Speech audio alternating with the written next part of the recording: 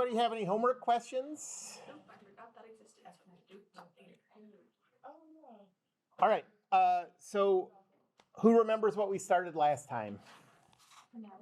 Yes, very good. Talking about people on scales Yep. going in elevators. So the topic is we're going back to 2D particle kinetics.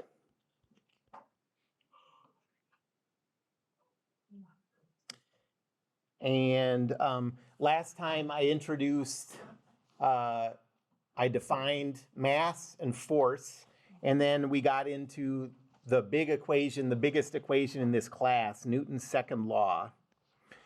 And Newton's second law says that if you add up all the forces on some chosen body, any body you choose, that's F net. And it's equal to the mass of the chosen body times the acceleration of that body's center of mass. I'm going to stop writing center of mass all the time, but remember that we're talking about particles, and particles' locations are always, to us, they just only exist at the center of mass. So in a way, this is kind of redundant, but I'm just trying to make it clear that, like, if you have, if I throw this calculator at the wall, at a given instant, the acceleration at one part of the calculator is different than the acceleration at another part. So you can't just talk about the acceleration of an object. You have to know which point on an object. And the answer is the center of mass. Okay. I defined mass. That's a resistance to acceleration. And then we started talking about forces, and today we're pretty much just going to be talking about forces. So what do we know so far about forces?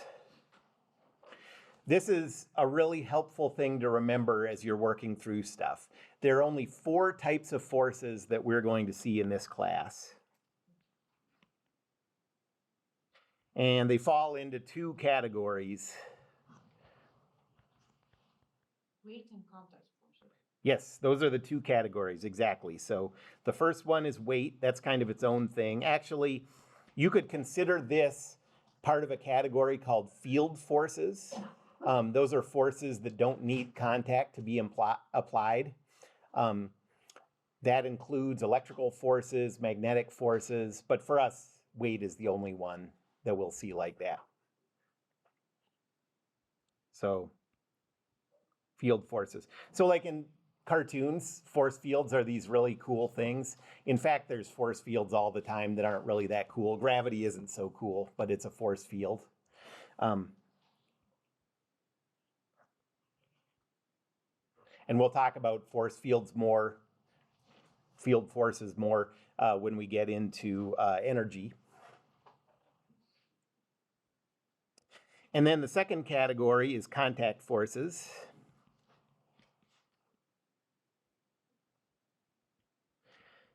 And the other 3 types of forces we'll see are all types of contact forces. The first one is pushing contact. Yep. Perfect. So pushing contact, pulling contact. And when I talk about pulling contact, we're always going to think of that as a force that's applied by a string or a cable. Okay, so I'm going to put cable in here in parentheses. We're just always going to pretend like if somebody's hand is pulling on something, we're going to imagine that the hand is holding a tiny cable and pulling through the cable. It just makes it easier to visualize what's going on. And then the last one is friction. And so today, yeah. Yeah. Thank you.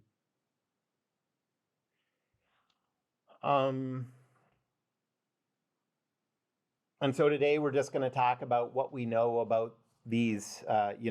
We've already talked about the weight. We figured out what happens, what the weight does to objects. It always applies a force that's downward of 9.81 times the mass if you're in SI units. Today we're just going to talk about these other three.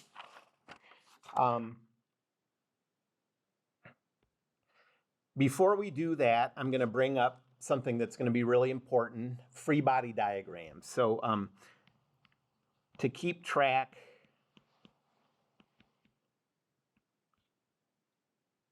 of forces in this class,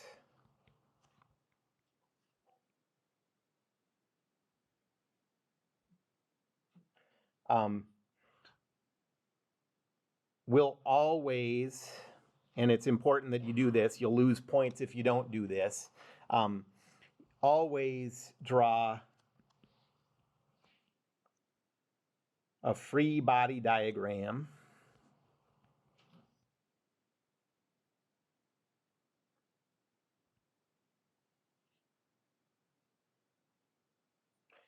I'll abbreviate that FBD before using Newton's second law. So anytime you use Newton's second law, there has to be a free body diagram associated with it.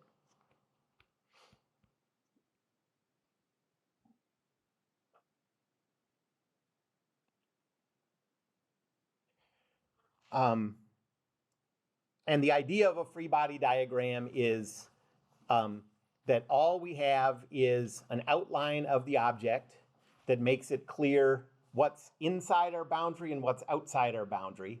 And then we draw all the forces on it. And so the free and free body diagram means it's free of all the surroundings, free of all any noise going on inside the boundary. It's just a boundary and then the force is acting on the thing. So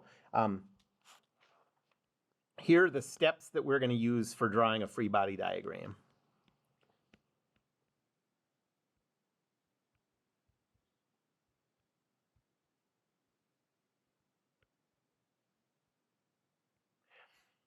First, draw a closed outline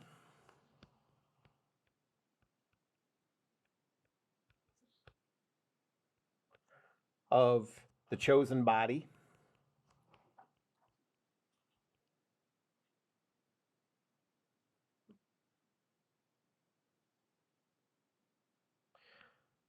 With no external objects in the picture and no internal details.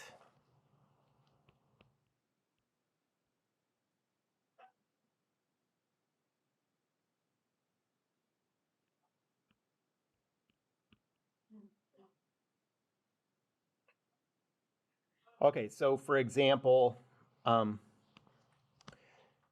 if you're drawing a free body diagram of this man,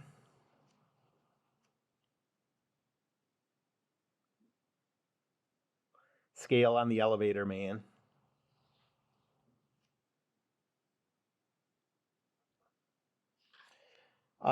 the free body diagram should look like this. So that's the outline with no internal details. It shouldn't look like this, because that's not an outline, that's not a closed outline. The whole idea is that you're drawing a distinction between what's inside your boundary, what's the chosen collection of stuff, and what's outside the boundary, and this isn't it.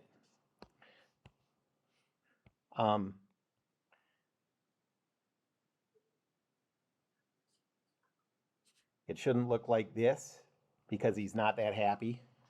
No, just kidding, because there can't be any internal details. And it shouldn't look like this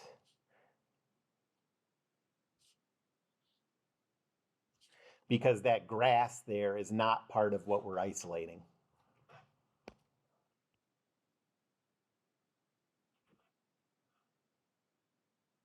Okay? Oh, let me draw this in green.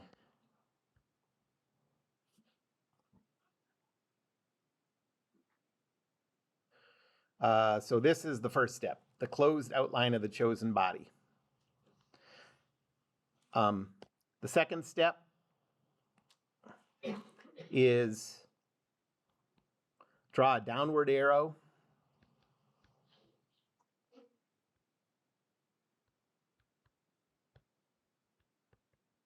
This is representing the weight force.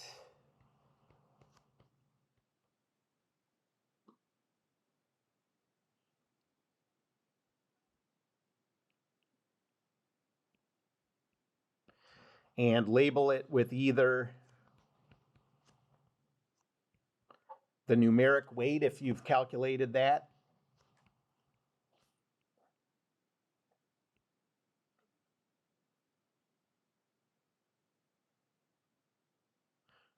or if you haven't calculated it yet, you can just label it with a lowercase mg.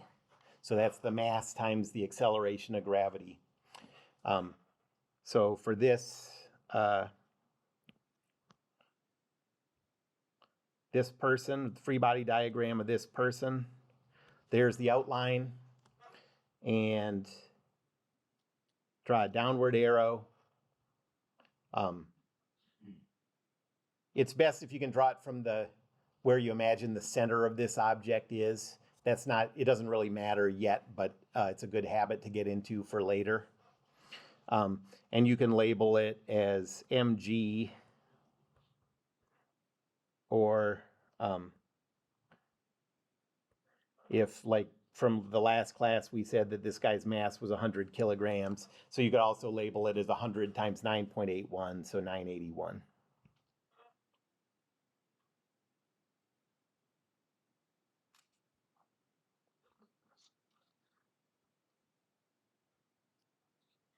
And then the third step, the thing that we can't do much yet, and this is what we're going to spend our time on today, is at each point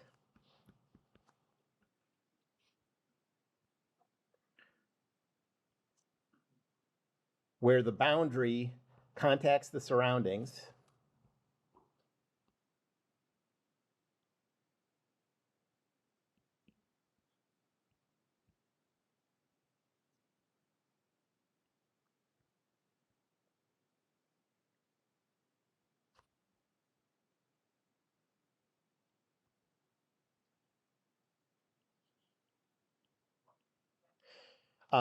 draw an arrow in the direction of that contact force.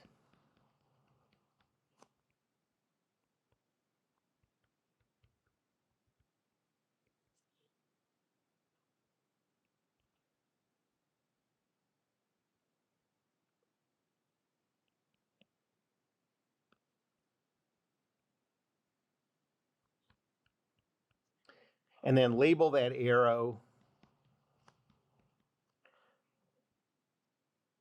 with either numeric force magnitude, if you know it, or more often, you're going to label it with a variable. So label with a numeric force magnitude,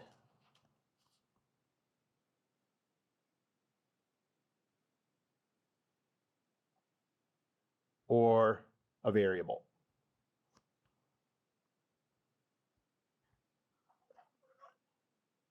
Okay, so for this guy, I haven't talked about what the contact force is from the ground yet, but we know that there's a weight force like this of 981. And I'm just going to tell you that the contact force acting on the guy's feet from the ground would be pointing straight up, and I'm going to give that a variable name. I'll call it n. That's something we'll use often for the force that's applied by the ground onto something. So for the guy standing on the scale, this is a complete free body diagram.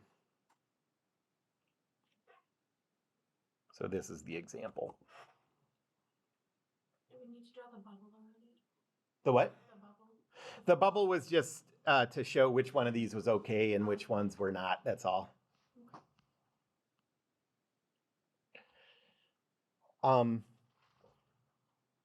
And what's the benefit of a free body diagram? So here's what I want you to notice about the free body diagram. the free body diagram gives all the information needed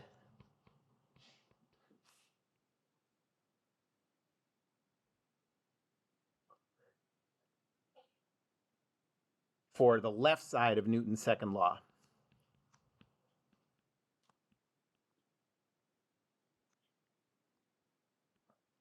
Okay, so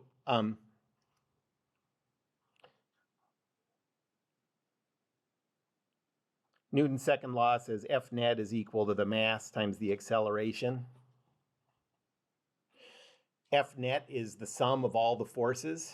And so this free body diagram says if we put in the vector components for this weight and we put in the vector components for this force from the ground, that's the entire left side. And all we have to worry about is the mass times the acceleration then. Okay, so that's the benefit. And a lot of people, you know, here's the thing. Like a lot of people think we're doing these simple problems and they're like, this free body diagram is kind of pointless. I can keep all that straight in my head.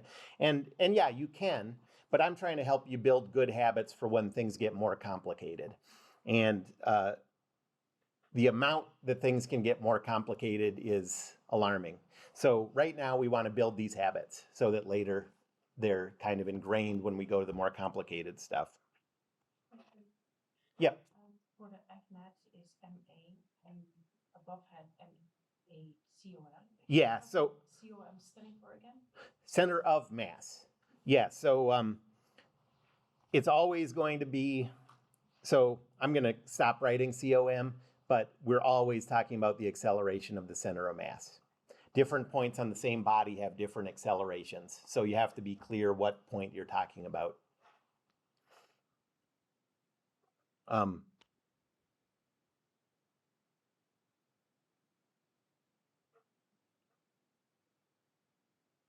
Like, for example, if you throw a baseball and, you know, as you release it, it has backspin on it. The baseball is more or less just following a parabola because it's in projectile motion. You know, there's a little bit of air reaction to the air that throws it off from that, but more or less it's just following projectile motion. So more or less, the acceleration of the center of mass of the baseball is 9.8 meters per second squared down. But the bottom of that ball, if you're calculating the acceleration of the bottom of the ball at any instant, is actually up because of the spinning. So anyways, it's important to make a distinction what point you're talking about the acceleration. So this part, all of this is from the free body diagram.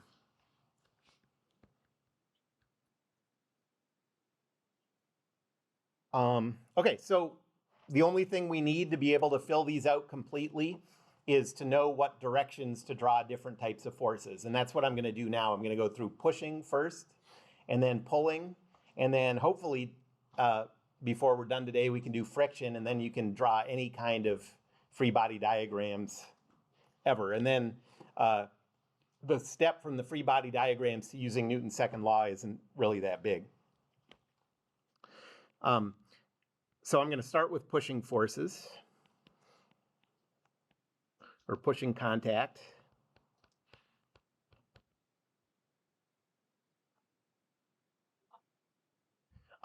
Pushing, the way you can think of this is if an object is pushing on the chosen object, so a pushing force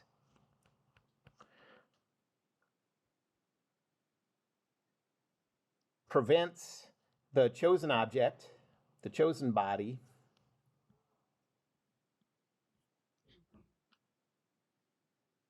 from invading the space of the surroundings.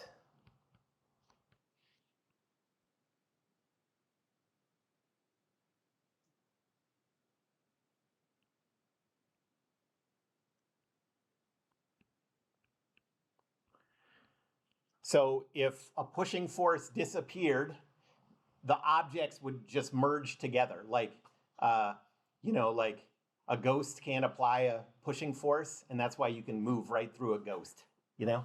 Like, that's Scooby-Doo's explanation of pushing forces. So, like, I'm standing on the floor right now. The reason I'm not sinking into the floor is because the floor is pushing up on my feet to keep me from invading its space.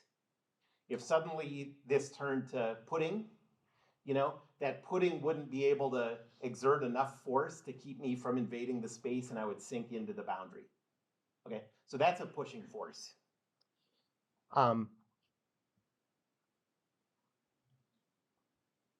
So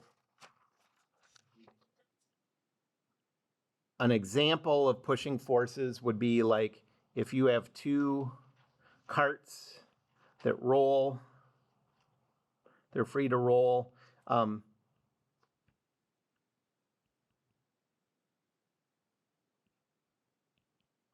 And so this is cart 1, this is cart 2. And let's say that you have a 50 Newton force applied over here and 100 Newton force applied over here. Well, those two forces are trying to mash these things together. And the only thing that keeps them from crossing each other's boundaries is the force that the pushing force that they apply to each other. So they're pushing forces here that keeps cart 1 from sinking into the ground. Here that keeps cart 2 from sinking into the ground. And here that keeps these two from merging. Okay? So the rules for pushing force is, okay, so pushing force direction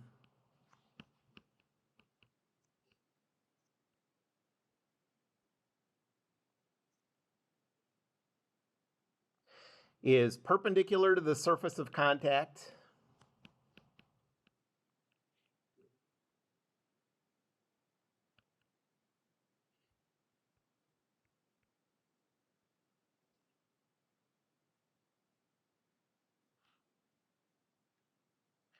toward the chosen body.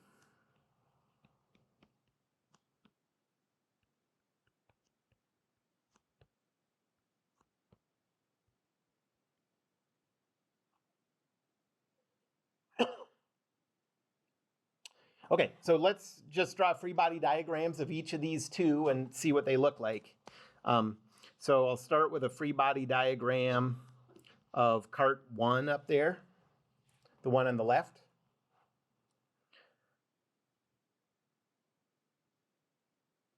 So here's an outline without any surroundings or internal details.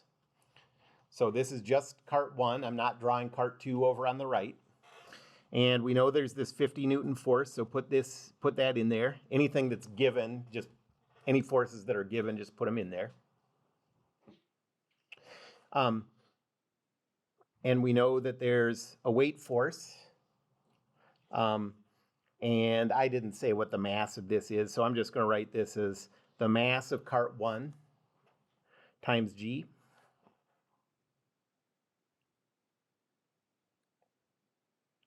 And now there are two places around the boundary of cart 1 where there are pushing forces. You know, these two red circles. And so we're just going to think of the rule for this direction in both of those cases. So over here on the right side, the force is perpendicular to the surface toward the chosen body. So perpendicular to the surface means either to the left or the right, because the surface is this vertical side. And then toward the body means to the left. And then label it with, we don't know what the magnitude of that force is. It's not given. So I'm just going to write this as R. Okay. Why is it not 100? Yeah, well, that 100 doesn't act on the boundary of 1. Why not? Because the boundary of 1 is over here and that 100 is over here. So all you're doing is looking for the stuff that's happening on the boundary of what you're isolating. Yeah, but like cart 2, doesn't it push? When cart 1? It does. It does, but it doesn't do it with this force. it does it with this pushing force over here. So you're right that they're related, but it's not the same force. Okay. This 100 force is only on the boundary of the two. And when we draw the free body diagram of cart 2, that 50 isn't going to appear. Okay. Okay. And then the last thing we have is a pushing force on the wheels from the ground. Okay. Well, that's perpendicular to the surface of contact, which is the ground. So it's either up or down. And it's toward the chosen body, so up. And then I'm going to give that a variable name. In this case, I'll call it n, or I'll call it n1 just because I want it to be different than the n for the other one later. Yep. Are the variables always going to be n and r? Those are going to be common ones that you see, but just remember all they are is variables. So if you wanted to call it I or X or something, there's nothing wrong with that. But those are common names that people will give those. So if you use N for contact with the ground and R for pushing forces in other places, other physics people know what you're talking about a little better.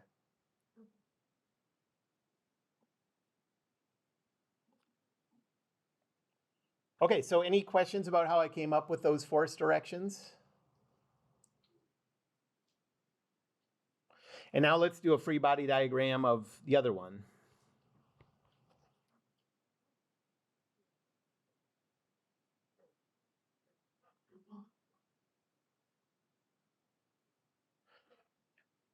So here's the outline of the cart on the right.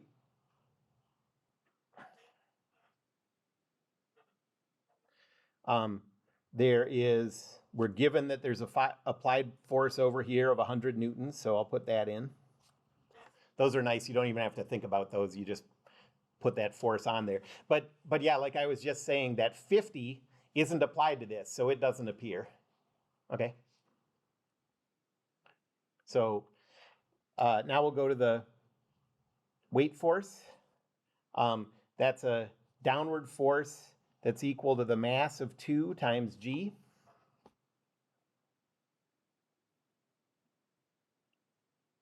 And now we'll think about the two places where pushing forces are occurring. Well, there's a pushing force from body 1. Okay, so that's over here on the left side. And the rules say that's perpendicular to the wall here, so either to the left or the right, and toward the chosen body.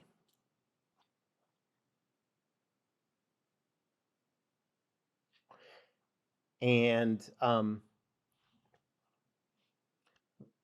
now, as far as what I've told you so far, we'd have to give this a new variable name like R2 or X or something.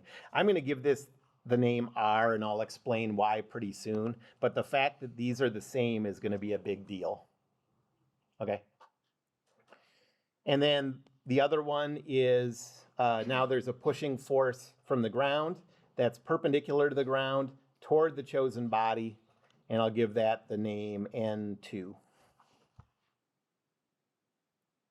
Okay, so those are complete free body diagrams of those two things. And when you go to Newton's second law for either one of these, depending on which one you're doing, you'll just have to put vectors representing all of these forces in there. Okay.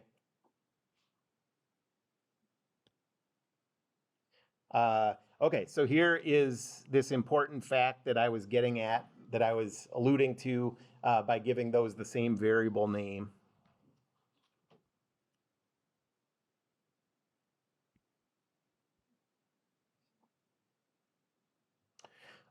When two objects push on each other,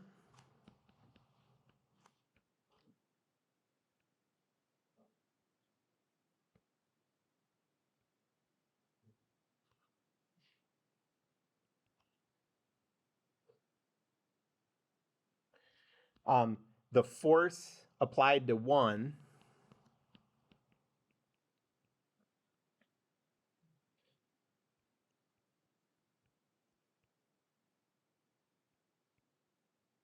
has the same magnitude as the force applied to the other one.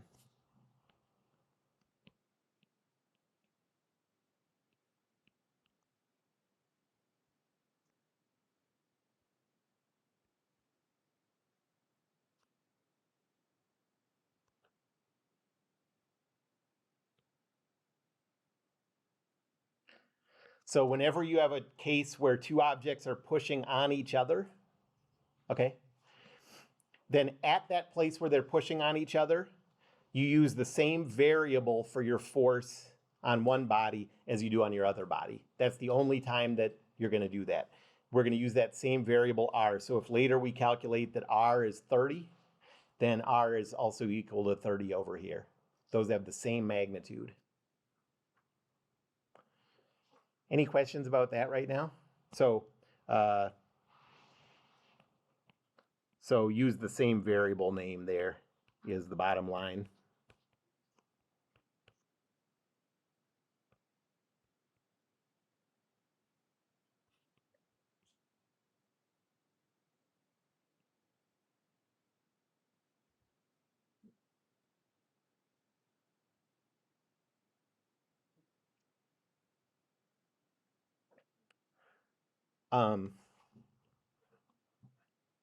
Okay, the next one is pulling forces, pulling contact.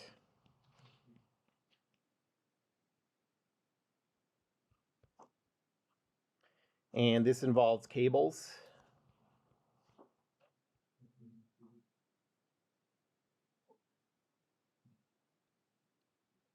And a pulling contact, like how do you identify a pulling contact? Think of this as the point of contact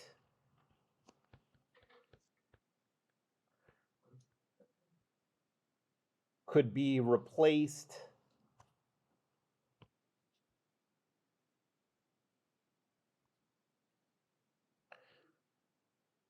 by a cable or a string.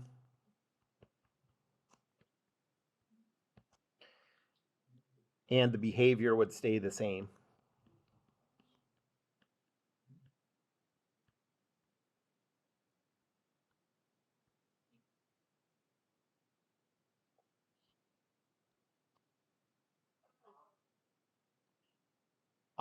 A pulling force, so I said that a pushing force keeps objects from invading each other's space. Pulling force keeps objects from escaping from each other. You know, it's like the opposite. So let's think of an example. I'm going to do an example again with two carts.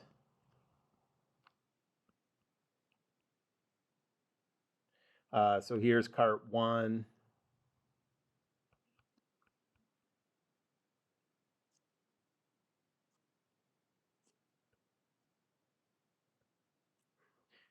Here's cart 2. And say they're connected by a cable. And let's say there's a 300 Newton force applied to cart 2 over here.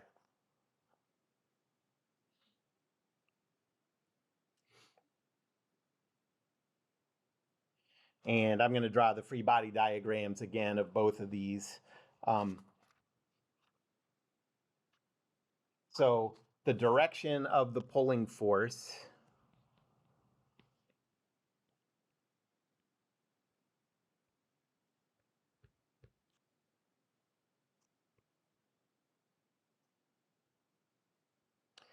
is parallel to the cable.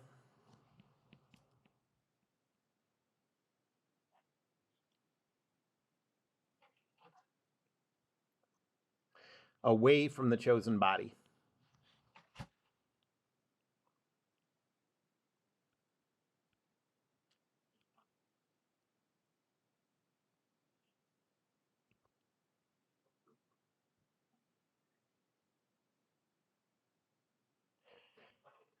Okay, so I'm going to do the same thing I did before, draw free body diagrams of both of these. So free body diagram for the one on the left.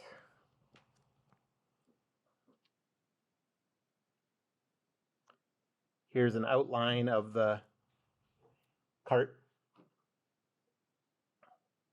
That 300 Newton force isn't applied to the one on the left. It's applied to the one on the right. So that doesn't show up here at all. Okay. There's a weight force that's equal to M1 times G.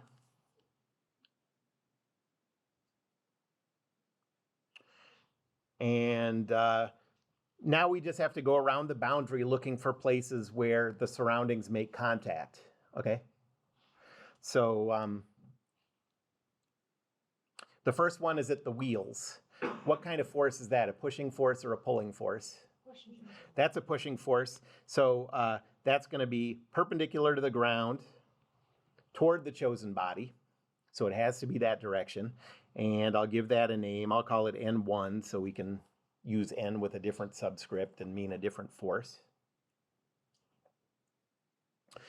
And then if you keep going around, the only other place where the surroundings contact the boundary is at the cable. And is that a pushing or a pulling force? Pulling. So that force is parallel to the cable, away from the chosen body. So it has to be that way. And I'll give that force the name T. That's a pretty common name for cable forces, T for tension. And the tension is the magnitude of that pulling force. So now you can tell when you're done with a free body diagram because have you put the weight in? Have you put any forces that are shown acting on it? Have you dealt with all of the places where the surroundings make contact with the boundary? We have all that, so we're done. Okay? So now free body diagram of body 2.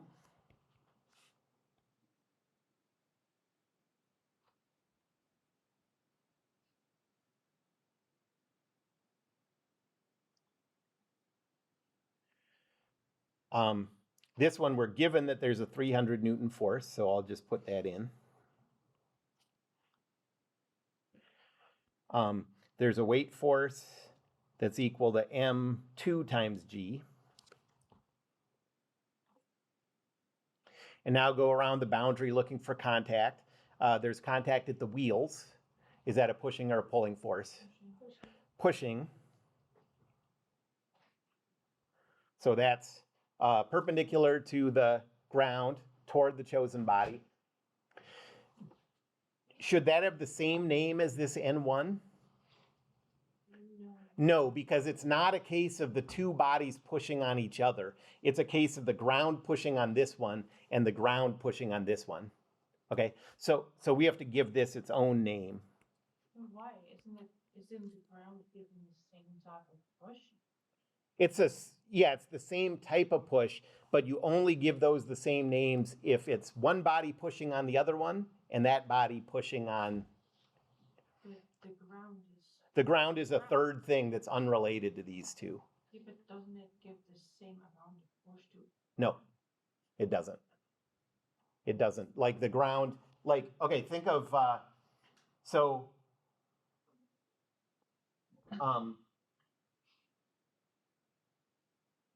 if you put a mouse on the floor, the ground is pushing a certain amount up to keep the mouse from sinking into the floor. If I stand on the floor, the ground has to put a much bigger force up to keep me from sinking in. And so the ground's applying totally different magnitudes of forces to two different things. Okay. If, in fact, so right now the ground is applying a force to me to keep me from sinking into the ground. If the ground applied that same force to a mouse, it would launch it into space. Okay? So it's sort of weird to think about that, but so yes, it's very different forces. Okay, so now we're on the last force here, the force that the cable applies to the left side of this cart. That's a pulling force. So the force is parallel to the cable, away from the body. And label this with a variable. I'm going to give this the name T, and I'll tell you why that is in a second, but notice that those two are the same.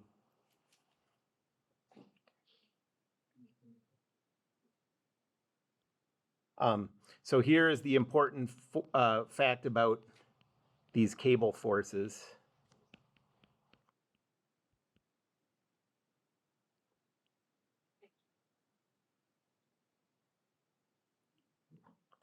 Hold on.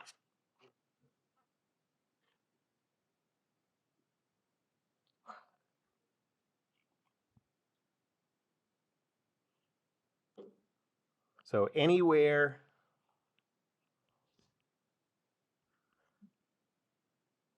the same cable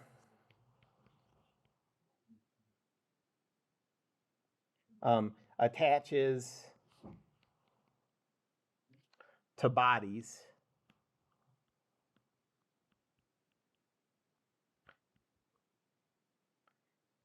it applies the same magnitude of force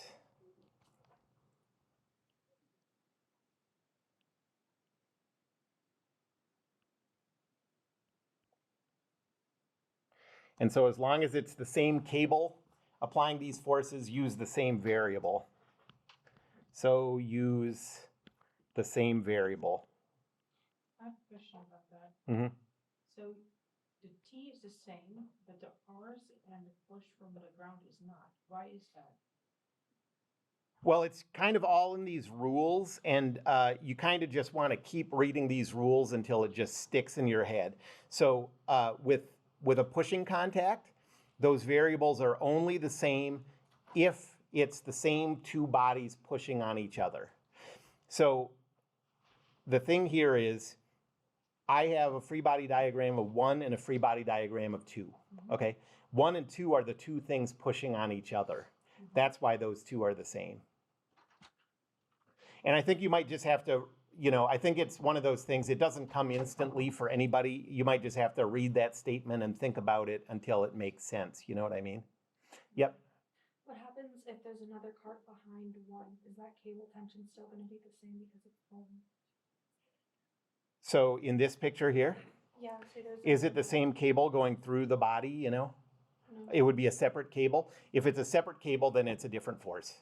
But if it's the same cable passing through like holes in the thing, then it would be the same.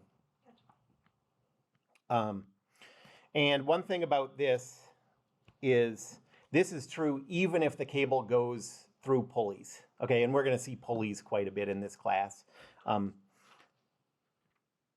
So this is true even if the cable passes through pulleys.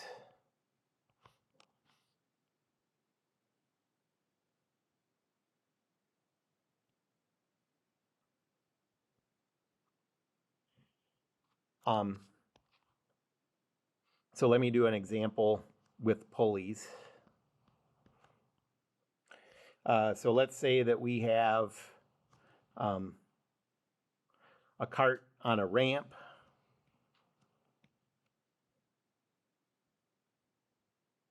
Let's say this one we know has a mass of 10 kilograms. And there's a pulley here, and a cable goes from the 10 kilogram cart over the pulley and then attaches to a hanging mass.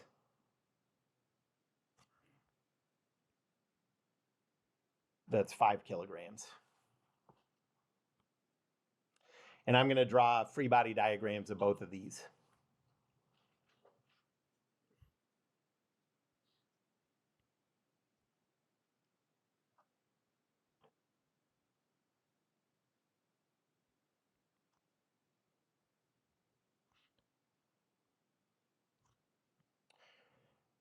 And let's say that, in addition to the weight of this, let's say we're also pulling down on it with a force of 10 newtons.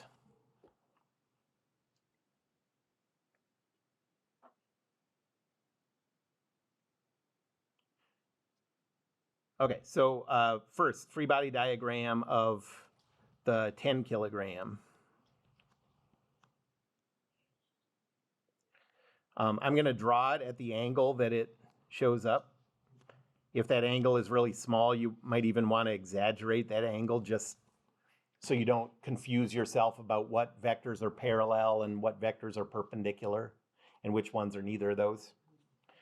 Okay, so there's a weight force.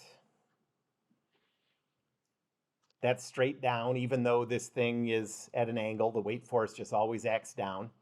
And the magnitude is 10 times 9.81. So this is 98.1 newtons down. And now I'll go around the boundary looking for places where the surroundings contact it. The first place is at the wheels. Is that a pushing or a pulling contact? Pushing. And the rule says that force is perpendicular to the ramp, the surface, toward the chosen body. So this force is going to be at an angle like this. Yikes.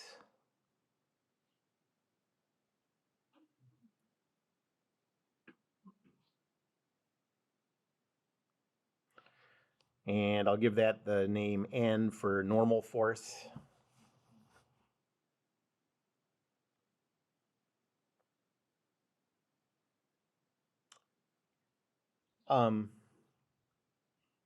And now if you keep going around the boundary, the only other place where the surroundings make contact is at the rope, the cable. Is that a pushing or a pulling force? Pulling, so it's parallel to the cable, away from the body, and I'll give it the name T. Okay? Any questions about that? That's a complete free body diagram for the rolling cart. And now I'm going to do a free body diagram. And so, you know, I said do a free body diagram for every time you use Newton's second law. So the idea is now we could use Newton's second law for this 10 kilogram cart. But now if we wanted to use it for the 5 kilogram hanging thing, now we have to do a separate free body diagram for that.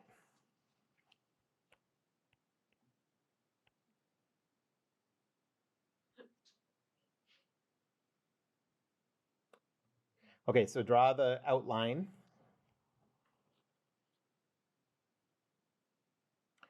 We know that there's a downward force of 10. We're told that.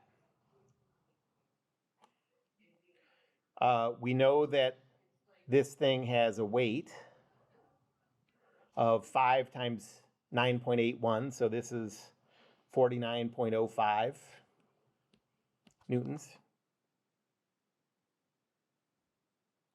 And now go around the boundary of the hanging thing and look for contact with the surroundings. What's the one place where the surroundings contact that boundary? Yep, at the cable. And so follow the rules for a pulling force. This force is parallel to the cable, away from the body. And since it's the same cable as this one, we use the same variable.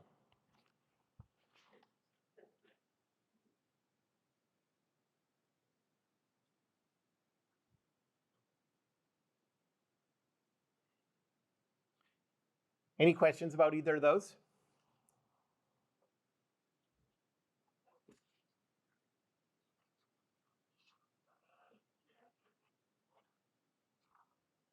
Okay,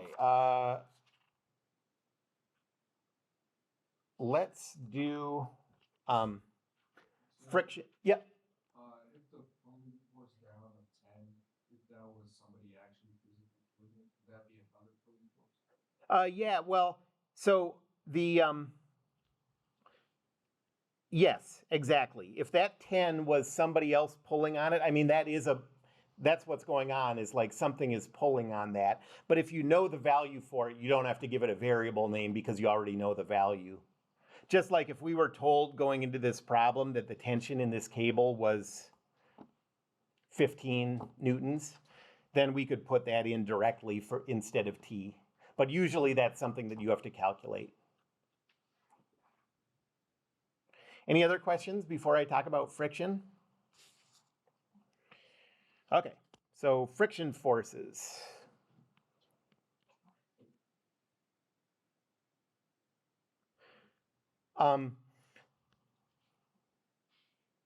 So friction is a force that resists sliding.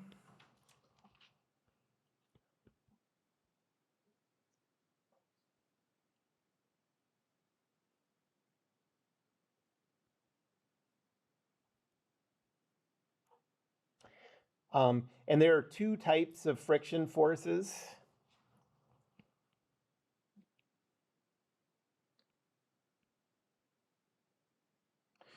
The first one is called static friction.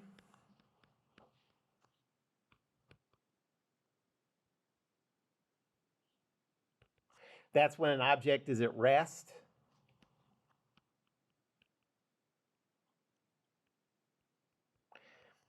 And that friction resists the start of motion.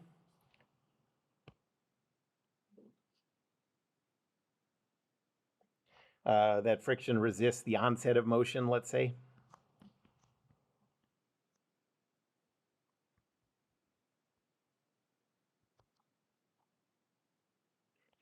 And then the second type is called kinetic friction.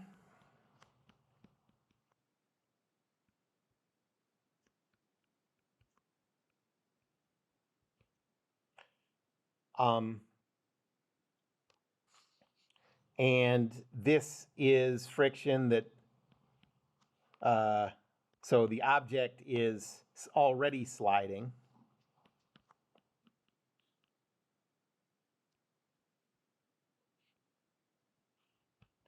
And this type of friction, you can think of it as it tries to slow the object down.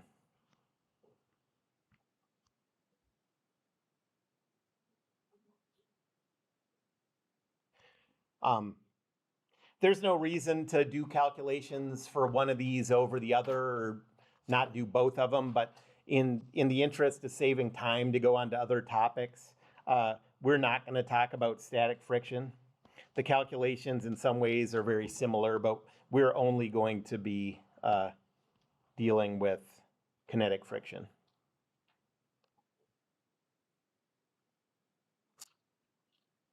Yep. No.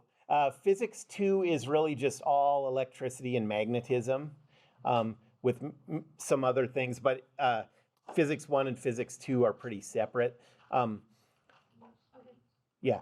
And if you're interested, like in talking, learning a little bit about it, it doesn't take too long to sort of explain how it works, and I'd be happy to talk about that. But we're just not going to do calculations with that. Okay, so kinetic friction.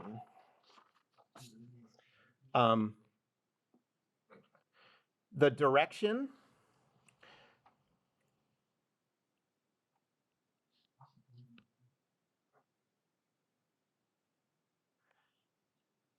is opposite the velocity. So we said that this thing is always already sliding.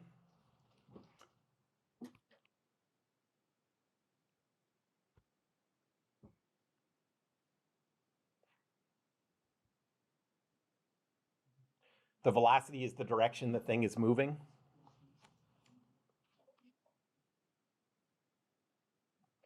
And second, the magnitude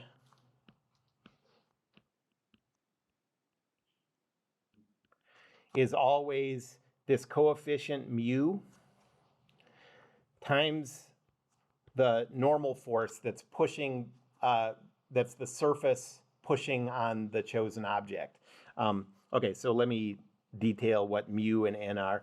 This mu is a Greek letter, and it's easy to remember what this one is because it looks kind of like it's halfway between a m and a u, and that's how you spell mu. Okay.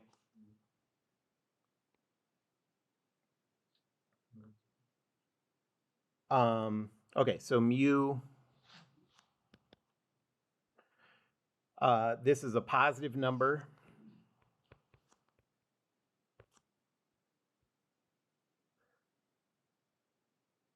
Just basically telling you for the two materials that are in contact, kind of how sticky they are, positive number representing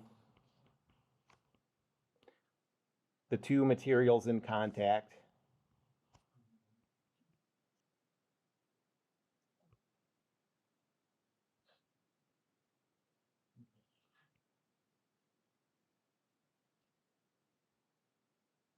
And this is called the coefficient of friction.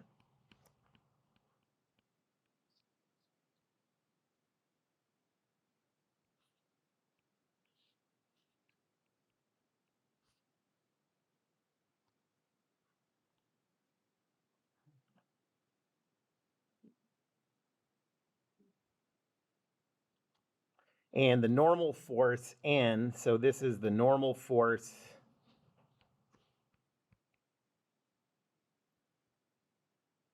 of the surface pushing on the chosen object.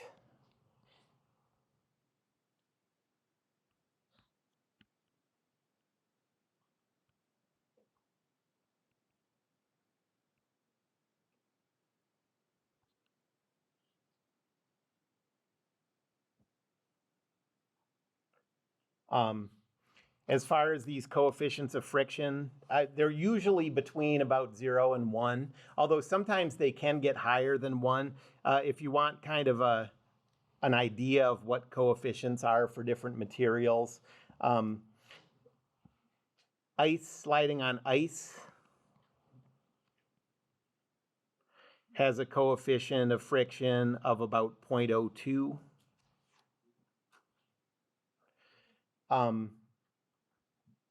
Rubber on concrete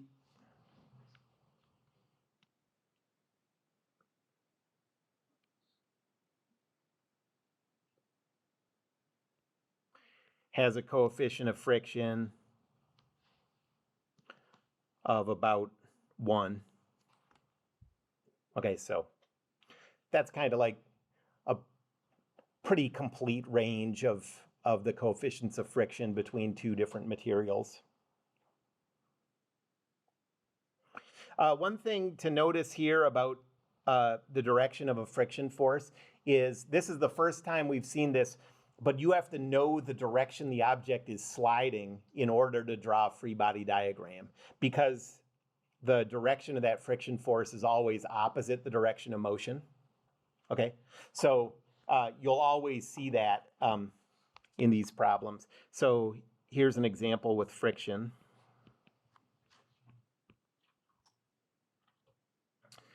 So let's say that we have an object sliding on a ramp. Let's say this is 10 kilograms. And let's say there's a 30 Newton force pushing the object down the ramp. And at this instant, the direction of motion is this way.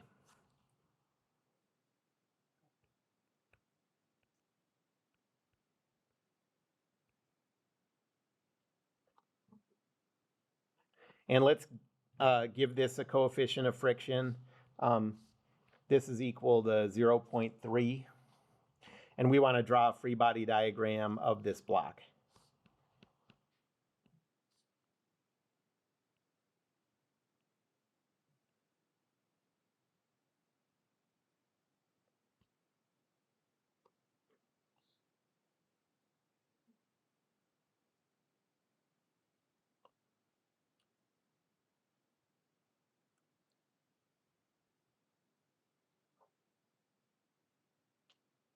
Okay, so one question before I start with this is, how is it possible that like this thing, the 30 Newton force is pushing it down the ramp, gravity would be trying to pull it down the ramp. How is it possible that it would be sliding up the ramp? Yeah, the answer is, I mean, there's no force pushing it up the ramp right now, but the answer is, we don't know what happened in the instance before this.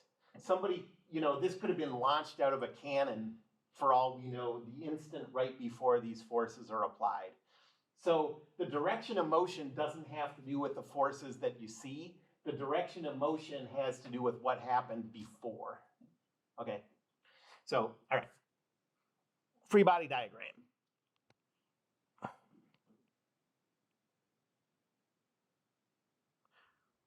So here is the block. We know that there's a 30 Newton force going this way.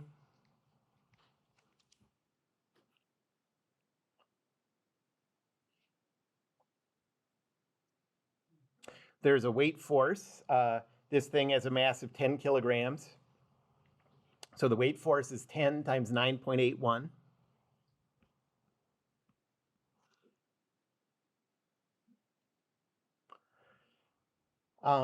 And now we have to think about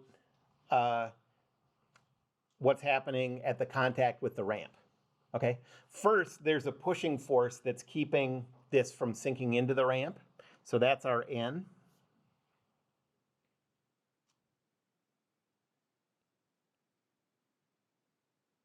And now second, there's a friction force that's opposite the direction of motion. So that's going to be this way. And its magnitude is equal to the coefficient times that pushing force from the surface. So this is 0.3 times N.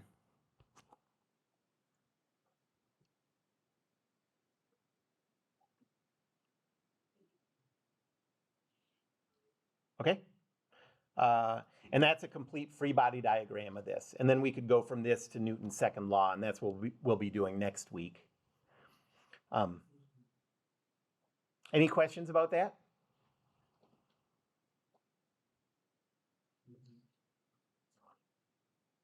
All right, let me do one more example.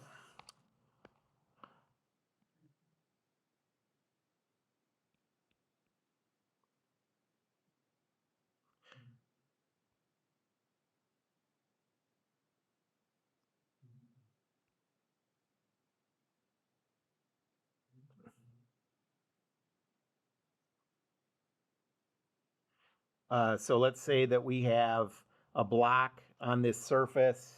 The block has a mass of 2 kilograms. And then we have a hanging mass here. Let's say that has a mass of 1 kilogram. And let's say that at this instant, this system is moving this direction. And the coefficient of friction between the 2 kilogram block and the surface is 0.1. And we want to draw free body diagrams of each one of these.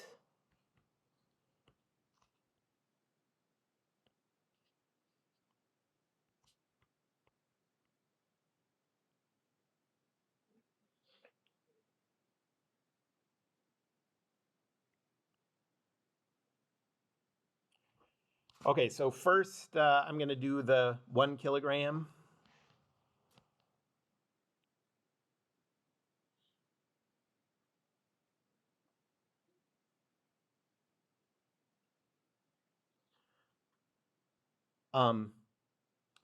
There's a weight force of 1 times 9.81, so this is 9.81 newtons. And then there's a pulling force from the cable that attaches to it. So that's parallel to the cable, away from the body. I'll call that T.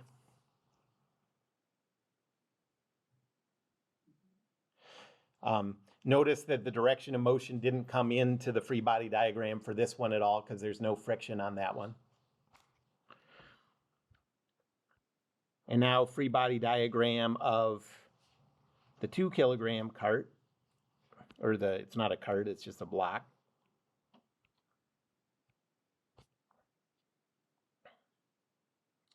There's a weight force of 2 times 9.81, so that's 19.62 newtons.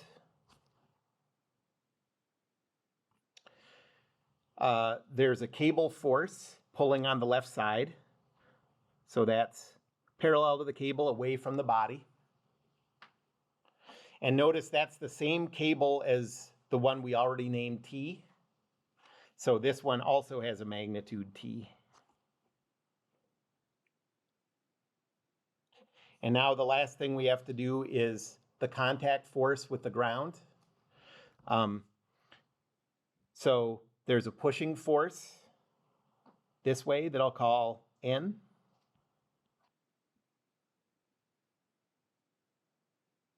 And now there's a friction force. This is moving to the left, so the friction force is to the right. And the magnitude is the coefficient times that normal force, pushing them together.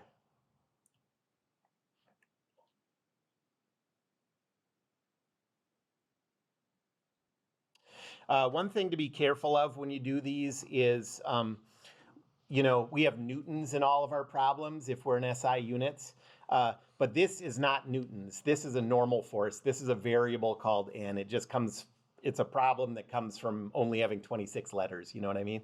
And so I'm going to try to make it clear. I mean, I will always do this, whether it makes it clear or not. Like, you just have to be careful, I guess. But when I talk about a normal force N, I'll always put the fancy shoes and hat on it like this. And when I talk about newtons, I'll always just have it plain, like just like that. Okay? So look for that to help yourself, you know, to avoid getting confused by that.